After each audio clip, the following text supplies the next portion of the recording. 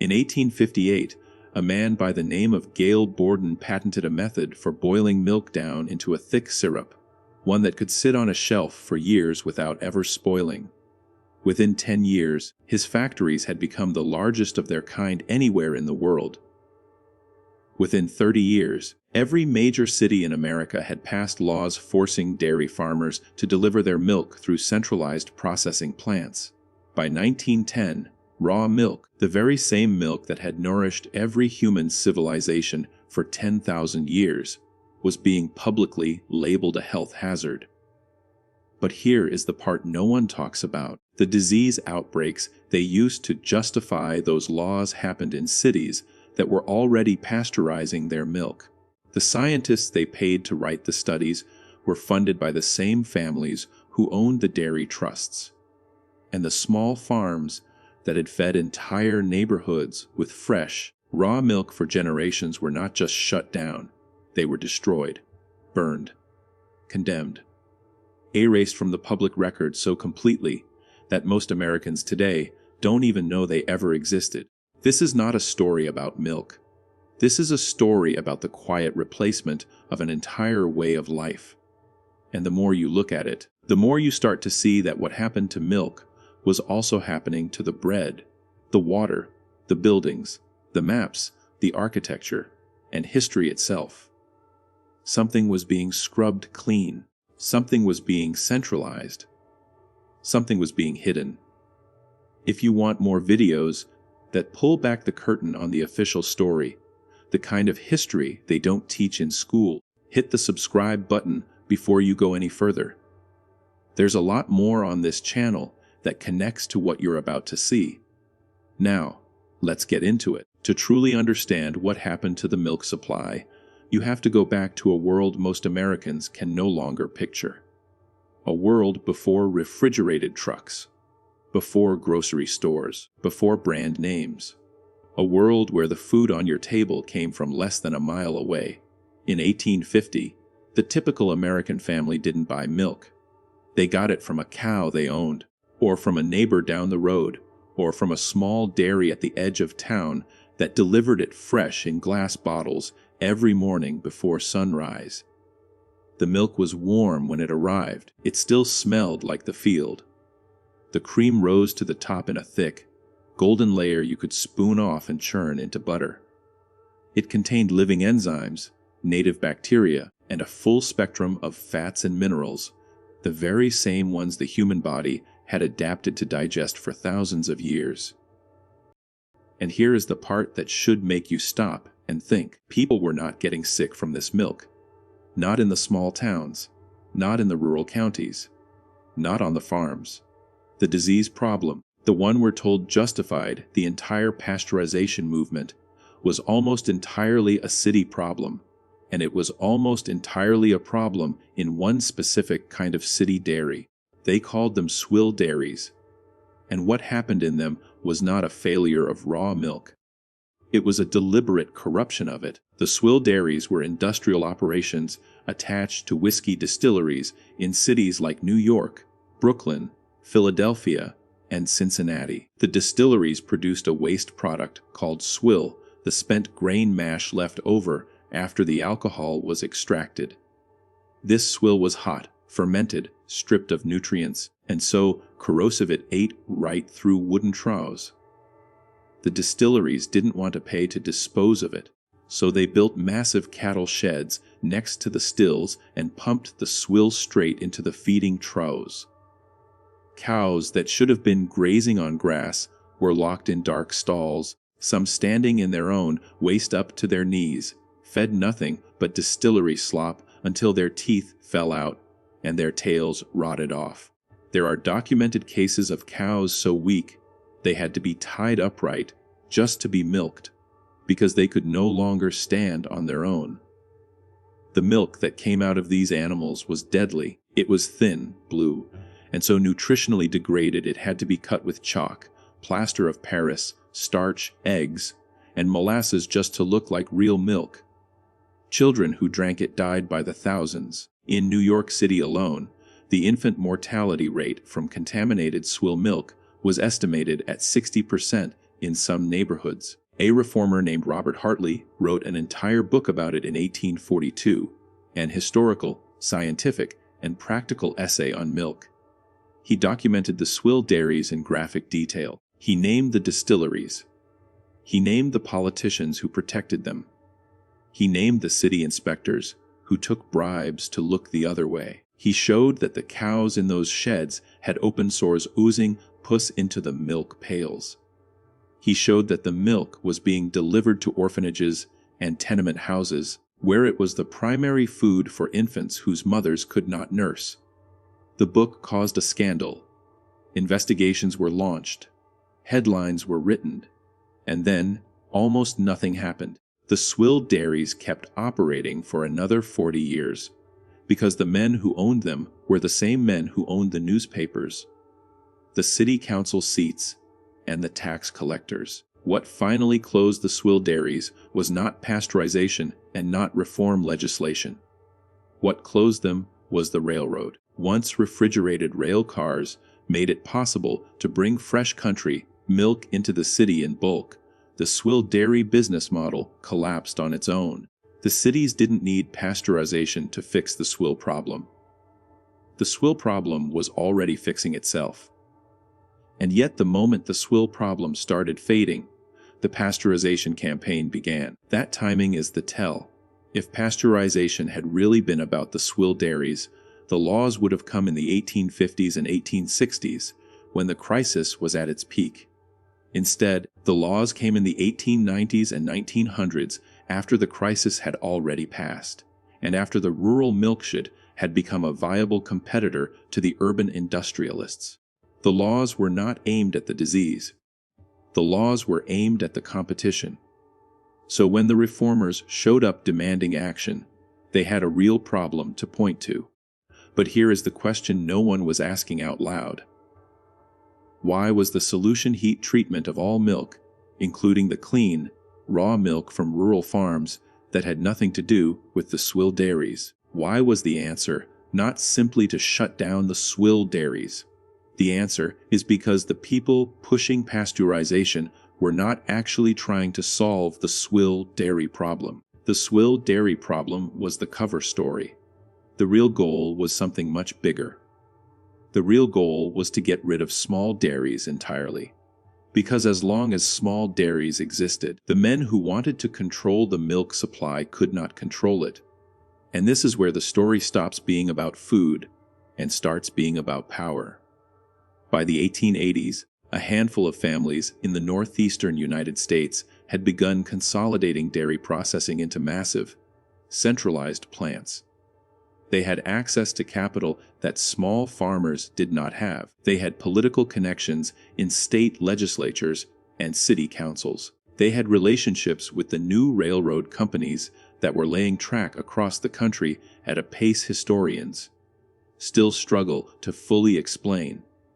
And they had a problem. Their centralized model could not compete with the small dairy, not on price, not on freshness, not on quality. The only way to make their model work was to make the small dairy illegal. Pasteurization was the weapon. Once a city passed a law requiring all milk sold within its limits to be pasteurized, the small farmer was finished. He couldn't afford the equipment. He couldn't afford the inspections. He couldn't afford the licensing fees. He couldn't afford the centralized bottling. The only operations that could meet the new requirements were the ones owned by the men who had lobbied for the laws in the first place. Within 20 years, the American dairy landscape had been completely rewritten. Tens of thousands of small dairies were gone. The land was consolidated. The cows were moved into massive industrial feedlots. The milk was shipped hundreds of miles, heated, homogenized, stripped of cream, refortified with synthetic vitamins, and sold back to the same people who used to produce it themselves. And the entire transformation was sold to the public as a triumph of science and public health. Now, here is where the story gets strange. Because if you look at the pattern of what happened to milk, you start to notice that the exact same pattern was happening at the exact same time to almost every other staple of American life. Bread is the clearest parallel. In 1850, most Americans ate bread baked locally, often at home, from wheat ground at small water mills using stones quarried out of the local hills. The flour was full of bran, germ, oils, and minerals. By 1910, the entire bread supply had been industrialized. The new roller mills, owned by the same kind of consolidated trusts that owned the dairy plants, stripped the wheat of its germ, removed the bran, bleached the flour with chlorine gas, and shipped it across the country in sacks. The bread that came out the other end was white, soft, sweet, and so nutritionally hollow that within a generation, deficiency diseases like pellagra and beriberi exploded across the working class. The solution offered by the same consolidated industries was to spray synthetic vitamins back onto the dead flour and call it enriched. Same playbook, same pattern, same outcome. Water is the next parallel. Across America in the late 1800s, every town of any size had its own spring houses, artesian wells, and ice ponds that supplied free, clean, mineral-rich water to the local population. The architecture of these water systems was extraordinary. Massive stone structures with vaulted ceilings, copper piping, mineral filtration through layered sand and charcoal, elaborate distribution networks of cast iron and lead glazed clay. Look at the old photographs. The spring houses look like cathedrals. The pump houses look like temples. By 1920, almost all of them had been condemned, demolished, or buried. They were replaced with centralized municipal systems that pumped chlorinated, fluoridated, chemically treated water from distant reservoirs through pipes that nobody could see. The free water became metered water. The local water became distant water. The living water became dead water. And then there are the buildings. This is where the Tartaria question really comes alive. If you walk through any older American city, look up. Look at the courthouses, the post offices, the train stations, the banks, the hotels, the universities, the libraries.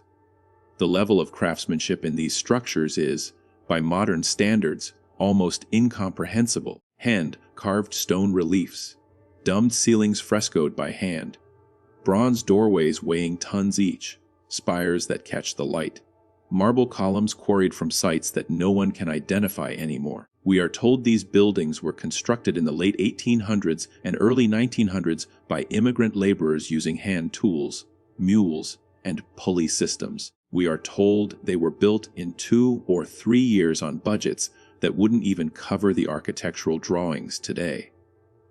And then we are told that within 50 years, almost all of them were demolished.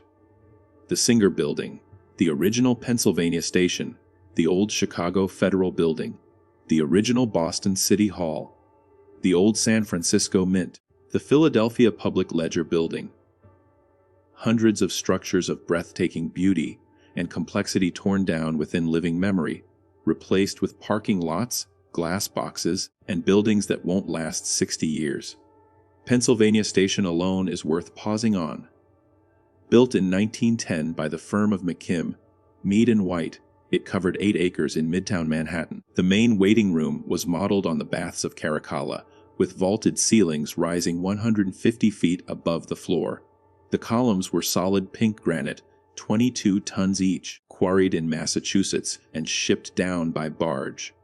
The entrance hall was lit by enormous lunette windows of leaded glass that filled the space with a soft, almost cathedral light. Visitors who walked into it for the first time often stopped and wept. Demolition began in 1963. Within 3 years, the entire structure was rubble sold for filled dirt and used to drown a swamp in New Jersey. The explanation was that the railroads no longer needed it. The actual reason was that the land underneath was worth more empty than full, and the men who owned the railroads had long since stopped caring about the public face of the cities they had built. This was not an isolated incident, it was a national policy. Between 1950 and 1980, In a campaign called Urban Renewal, more than 2,000 of America's most architecturally significant buildings were demolished, most of them with federal funds. The wrecking ball swung in every major city. St. Louis lost its old courthouses. Detroit lost its grand hotels. Cincinnati lost its riverfront temples.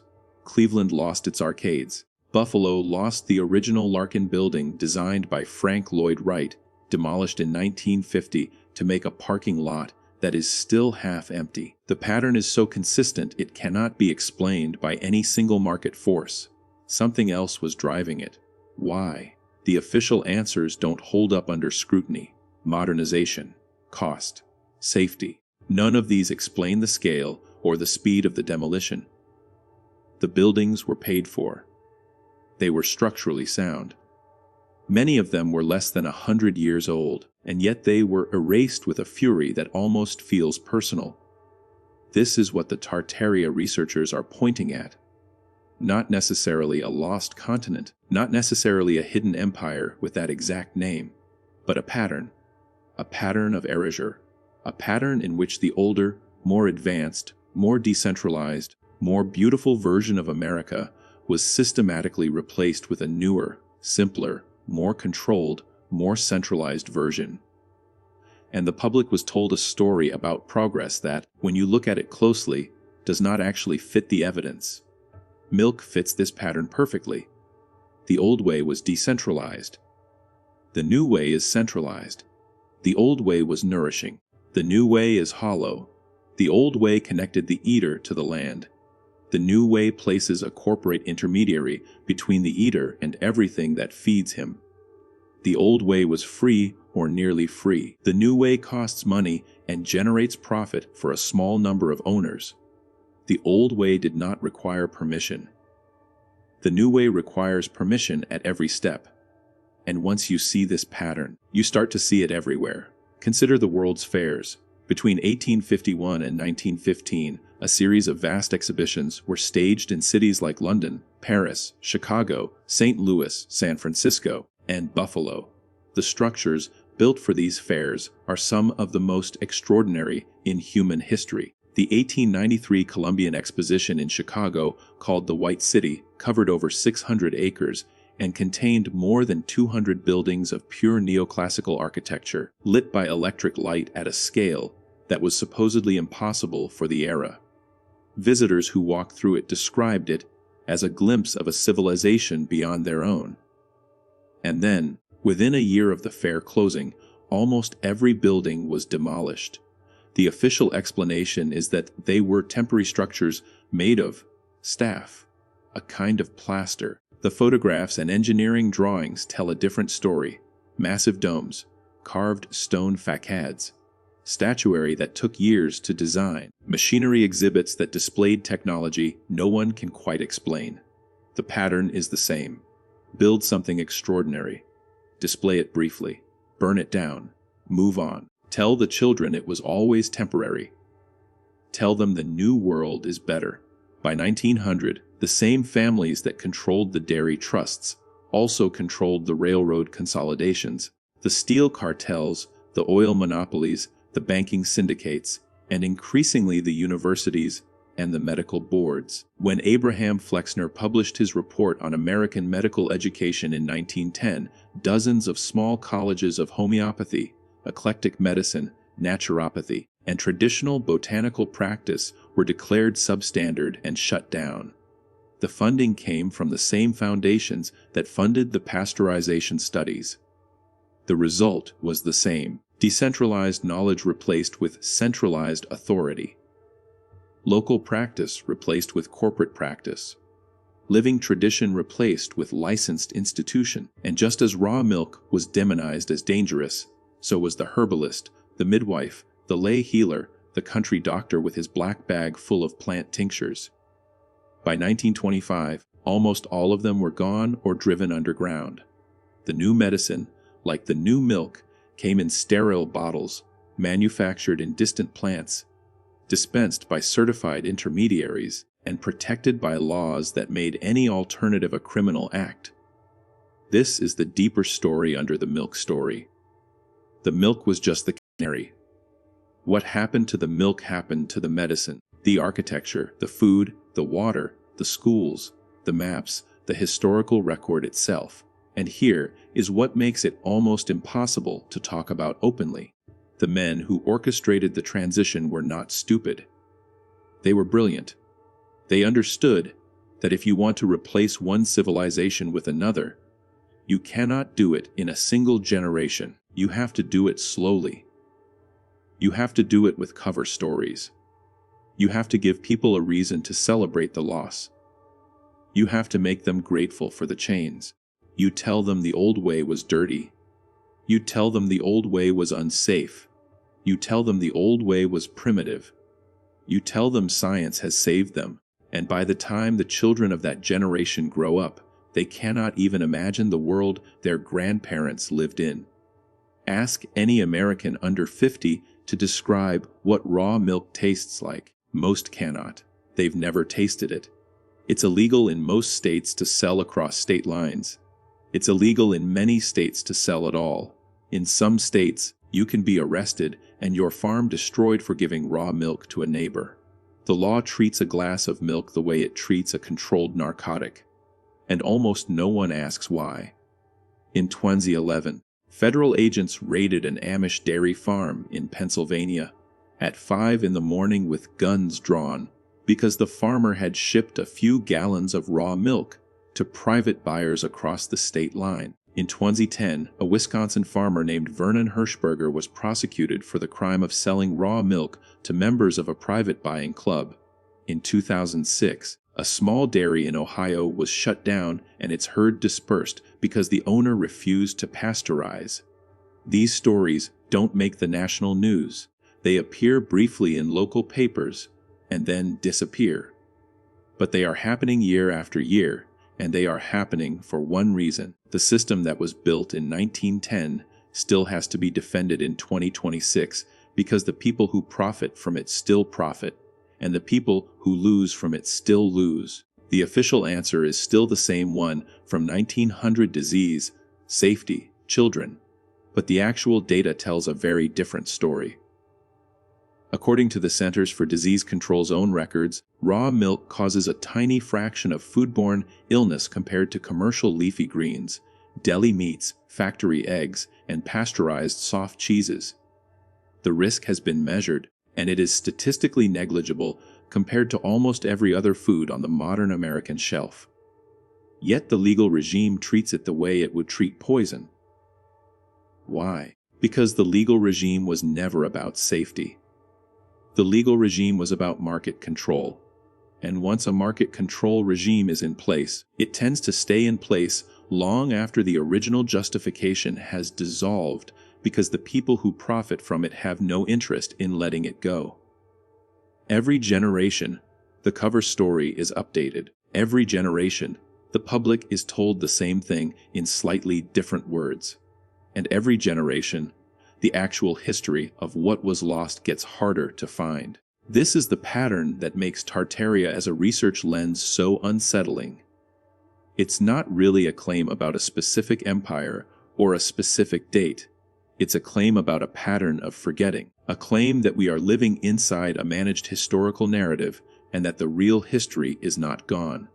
It's just buried under demolished buildings, buried under reissued textbooks, buried under industrial food, buried under processed information, buried under a deliberate fog that makes it almost impossible for the average person to see what was taken from them. Pasteurization is one small thread of this pattern. But once you pull the thread, the whole tapestry starts to come loose. Think about it this way. A glass of fresh raw milk from a grass-fed cow contains live enzymes, beneficial bacteria, bitterate, conjugated linoleic acid, vitamin K2, full-spectrum fats, and bioavailable calcium in a form the body recognizes from 100,000 years of human evolution. A glass of pasteurized, homogenized industrial milk contains denatured proteins, oxidized fats, dead enzymes, residual antibiotics, hormone traces, and a bleached white liquid that would have been unrecognizable to any human being who lived before 1900. We are told the second is the safe version. We are told the first is the dangerous version, and almost no one stops to ask whether the labels have been switched. The same trick was performed on bread. The same trick was performed on butter. The same trick was performed on cooking oils when traditional fats like tallow, lard, and butter were demonized in favor of industrial seed oils manufactured by chemical extraction. The same trick was performed on salt when natural mineral salt was replaced with chemically refined sodium chloride. The same trick, again and again and again. Take the living thing, kill it, refine it, standardize it, centralize its production, make the natural version illegal or impossible to find, and tell the public that what they have lost was never any good in the first place. And here is the strangest part of all. The men who did this did not hide their intentions. They wrote about them openly in their own publications. The agricultural journals of the early 1900s are full of explicit discussions about the need to consolidate dairy production, eliminate the small farmer, and bring the food supply under scientific management. The medical journals of the same period openly celebrate the closure of competing schools and the centralization of authority under a single licensing body. The architectural journals of the 1920s and 1930s mock the old buildings as embarrassing relics and call for their replacement with modern, functional, machine-for-living style structures. The record is there. It's just not taught. This is why the Tartaria question matters, even if you reject every specific claim associated with it. Because the underlying observation that an older, more decentralized, more beautiful, more nourishing version of the world was deliberately and systematically replaced with a newer, more controlled, more hollow version is not a fringe claim. It is documentable in the public record. The dairy story documents it. The bread story documents it. The water story documents it.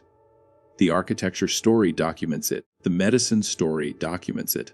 The pattern repeats so consistently across so many domains that the only real question is who benefited from the replacement, and what did they do with the power they gained? That question is harder to answer. The trail of beneficiaries leads through a small number of family fortunes, foundations, and trusts that consolidated their grip on American institutional life between roughly 1880 and 1930. The names are familiar to anyone who has studied the period closely. They funded the universities that wrote the new histories. They funded the foundations that wrote the new health standards. They funded the publishing houses that decided which books would be reprinted and which would be allowed to go out of print. They funded the new medical schools, the new agricultural colleges, and the new public health departments. And the world that emerged from their efforts looked very different from the world that existed before they started. The world before was strange and various and uneven. It had real problems, real diseases, real injustices, real poverty. No one is arguing that the past was a paradise. The argument is something more specific. The argument is that the cure imposed on those problems was, in many cases, worse than the disease. And the cure was imposed not by the communities affected, but by a small number of distant interests who happened to profit from the imposition. You can see this most clearly in milk because milk is so simple. A cow eats grass. A cow gives milk. A child drinks milk. This is one of the oldest and most universal human-food relationships on Earth. It does not require a factory. It does not require a license. It does not require a chemist. It does not require a federal regulation.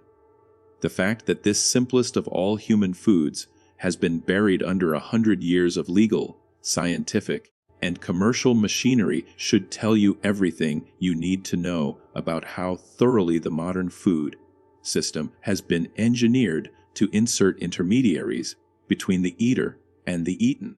Once you see it in milk, you start to see it everywhere. The intermediary is the product. The intermediary is the goal. The intermediary is what the entire system was built to create, and the natural, direct, unmediated relationship between human beings and the things that nourish them is what the system was built to destroy. This is why people who learn the real history of pasteurization rarely stop at milk. The questions keep going. If they lied about milk, what else did they lie about? If the story of why we pasteurized turned out to be a cover for something else, what other stories are also covers? The school version of history starts to feel thinner. The official version of medicine starts to feel less reliable. The mainstream version of architecture, of agriculture, of nutrition, of public health, all of it starts to feel less neutral and more curated, less natural and more managed. This is the doorway. This is why the Tartaria conversation refuses to die, no matter how many times mainstream commentators ridicule it. It's not because people are stupid, it's because the official story has too many holes. And once you see the holes in one place, you cannot stop seeing them everywhere else. The milk hole is one of the easiest to spot, because the documentation is still there if you know where to look. The agricultural records, the infant mortality data, the lobbying records, the corporate filings, the architectural photographs, the before and after images of the cities, the legal histories of the licensing acts, the personal letters of the men who wrote the laws, it's all there. It's just not in the textbooks. So the next time you walk into a grocery store and see a wall of identical white cartons of milk, all from the same handful of corporations, all processed in the same handful of plants, all stripped and standardized and sterilized, take a moment to consider what is not on the shelf. Consider the millions of small dairies that used to dot the American landscape. Consider the millions of children who used to grow up drinking living milk from a cow they could see with their own eyes. Consider the architecture of the old city dairies, the marble, floored milk houses with their copper vats and their stained glass windows. Every one of them now demolished or converted into something else. Consider what the country was and what was done to it. And ask yourself who decided. And then ask yourself what else on what other shelves, in what other parts of your life was once different. What was once free? What was once local?